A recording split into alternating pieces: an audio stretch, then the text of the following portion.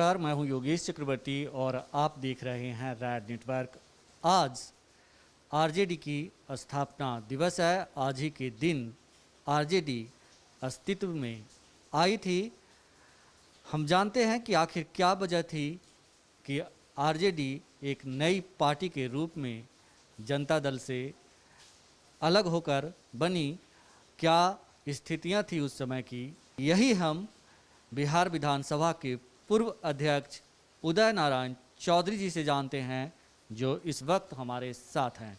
Red network में आपका स्वागत है सर। बहुत बहुत धन्यवाद आपको। सर, जब आरजेडी का गठन हुआ था वो कैसा समय था, परिस्थितियां क्या थी, आखिर क्या वजह थी कि लालू प्रसाद यादव को एक नई पार्टी बनानी पड़ी? देखिए, जब आरजेडी का गठन हुआ उसके पहले बिहार में माननीय लालू प्रसाद जी मुख्यमंत्री के रूप में ओथ ले चुके थे 90 में। तो इनका जो राजपाट चल रहा था, इनका जो काम करने का तौर तरीका था, वो अत्यंत ही लोकप्रिय था, जन आधारित था और समाजवादी आधार था। नतीजा ये हुआ कि धीरे धीरे करके लालू यादव इतना लोकप्रिय हो गए कि इनके सामने तत्कालीन समय के जितने भी लीडर थे सेंट्रल, सबका कद छोटा दिखने लगा था। तो सब लोग खास करके इनसे अंदर अंदर खार खाने लगे थे।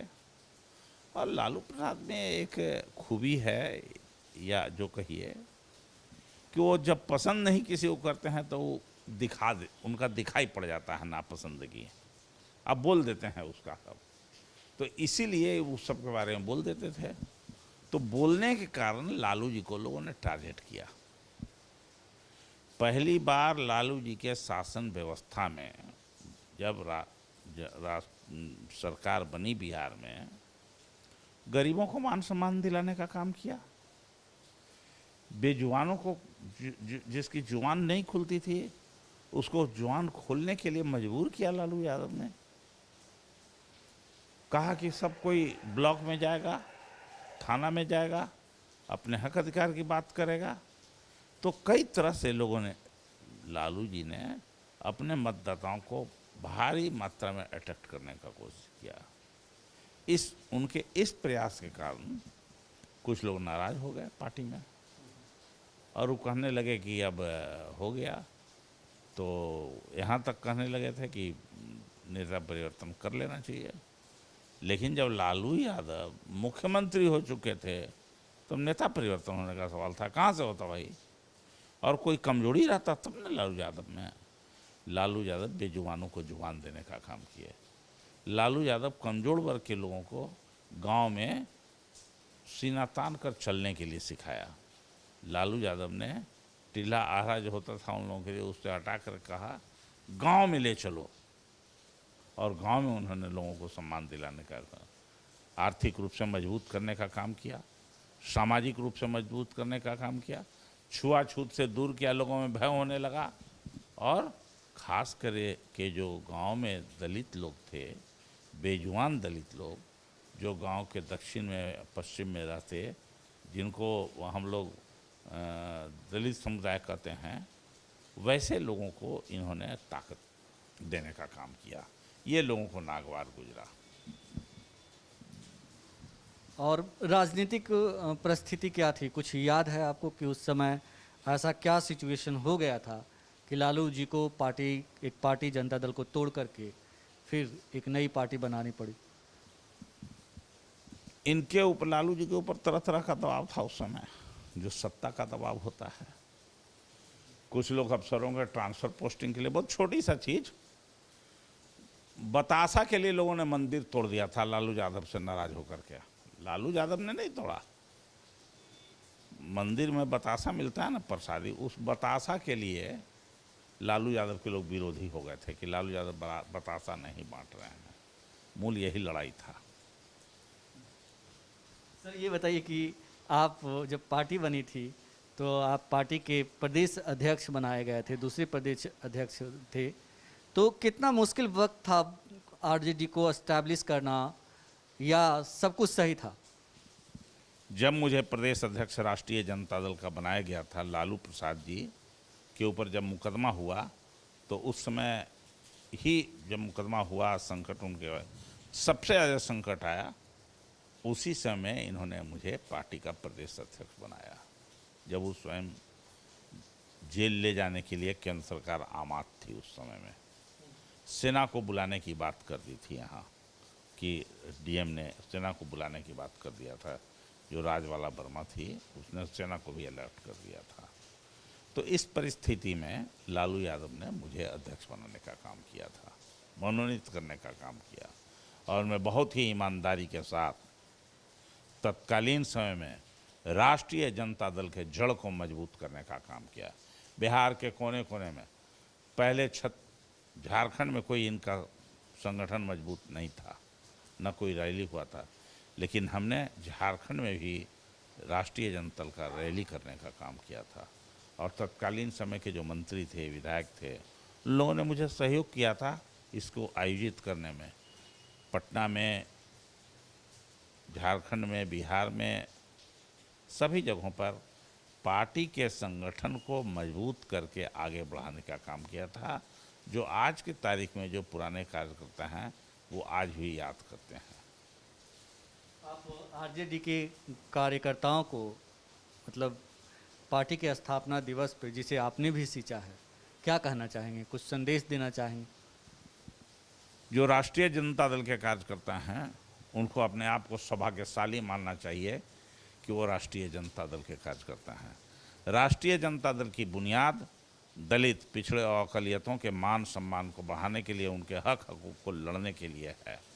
राष्ट्रीय जनता दल का नेतृत्व लालू प्रसाद और तेजस्वी यादव जैसे लोग के नेतृत्व में हो रहा है। राष्ट्रीय जनता दल के कार्यकर्ताओं को का सौभाग्य है कि आज वो सामंतवादी अवशेष जो बचे हैं, उन सामंतवादी अवशेषों को समाप्त करने के लिए उनको काम करने का मौका मिल रहा है, और डॉक्टर भीमराव अम्बेडकर के संविधान को मजबूती से सुरक्षित और संरक्षित रखते हुए उनको लागू कराने के लिए संघर्ष करने का एक उनको विचार मिल रहा है, और उसको आगे बढ़ाने का ताकत मिल रहा है। पार्टी की स्थापना दिवस के तकरीबन 24 साल बाद, 24वें स्थापना दिवस पे 23 या 24 साल बाद एक बार फिर बिहार विधानसभा का चुनाव होने जा रहा है। आपके पार्टी में युवा नेतृत्व है तेजस्वी यादव का, क्या लगता है कि मतलब आप लोग आने वाले विधानसभा चुनाव में कामयाब होंगे? बिहार तेजस्वी यादव के नेतृत्व में आरजेडी आगे की ओर बढ़ रहा है, और सभी सत्ताधारी दल को चुनौती भी दे रहा है। और यही कारण है कि सत्ताधारी दल के नेता लोग, खास करके एनडीए के लोग, तेजस्वी यादव के बढ़ते हुए कद को देख करके घबराए हुए हैं, और उनको वो चाहते हैं कि किसी न किसी रूप में इसको, ये पहला काम तो ये कर रहे हैं कि जो मुख्य धारा के जो विषय हैं उससे हटा के गैर विषयों पर ही लोग प्रचार प्रसार कर रहे हैं, बहस करा रहे हैं, मीडिया में स्टेटमेंट दे रहे हैं, मीडिया में जा रहे हैं। जैसे देश की समस्या है अभी बेरोजगारी, तो बेरोजगारी पर ही चर्चा नहीं चला रहे हैं कहीं। देश की समस्या है कि सुशासन का राज, कहते थे कि मेरा सुशासन का राज था, जिसमें चूहे काट दे रहा है बांध को, इस पर नहीं चर्चा होगी मीडिया में भी। इस पर चर्चा नहीं होगी नशाबंदी से कितना फायदा और नुकसान हुआ गरीब आदमी को, इस पर चर्चा नहीं होगी। इस पर चर्चा नहीं होगी कि दलितों के आरक्षण को इन्होंने समाप्त कर दिया है, इस पर चर्चा नहीं होगी। चर्चा क्या करा रहे हैं ये लोग? तेजस्वी यादव युवा है, अभी वो अनुभवहीन है। अरे शहर सिखावे कोतवाल, कोई पैदा लेता है पहले से ही सीख करके? क्या सीखता है? जब जिम्मेवारी मिलती है, ताकत मिलती है, उसके आधार पर वो सीखने का काम करता है, आगे बढ़ता है। और तेजस्वी यादव तो अल्प अवधि में ही काफ़ी कुछ प्रमाणित किया है अपने आप को, इसके लिए कहने की ज़रूरत नहीं है। विधानसभा में जो रिकॉर्डेड भाषण है प्रतिपक्ष के नेता के रूप में तेजस्वी यादव का, समझने के लिए ही काफ़ी है लोगों को। उसका टू द पॉइंट जवाब तो दे दे सरकार, सत्ताधारी दल। ये क्या देंगे? ये केवल हिंदू मुसलमान, भारत पाकिस्तान करेंगे ये मनुवादी लोग, जो दलित आदिवासियों की आरक्षण को खाएंगे, जो कभी दलित महादलित करेगा, जो कभी अनेक सरवन में भी दो फाड़ करने का काम करेगा, ये लोग जवाब देंगे। इनके पास मुंह है जवाब देने का। वो तेजस्वी यादव के बढ़ते कदम से एनडीए के लोग घबराए हैं, इसीलिए हमेशा डाइवर्ट करने की कोशिश करते हैं, विषय को विषयांतर करने की कोशिश करते हैं, और उसके बारे में कहें कि हम इसका एक गलत चीज़ों का इवेंट बना करके दुष्प्रचार करने का काम करते हैं। रैड नेटवर्क से बात करने के लिए बहुत शुक्रिया सर। बहुत बहुत धन्यवाद आपको। ये थे बिहार विधानसभा के पूर्व अध्यक्ष उदय नारायण चौधरी जी, जिनका कहना था कि आरजेडी की स्थापना ऐसे वक्त में हुई जब लालू तमाम अपने समकक्ष नेताओं से काफ़ी आगे निकल चुके थे, और यही आरजेडी की स्थापना का एक सबसे बड़ी वजह बनी थी। योगेश चक्रवर्ती, रैड नेटवर्क, पटना।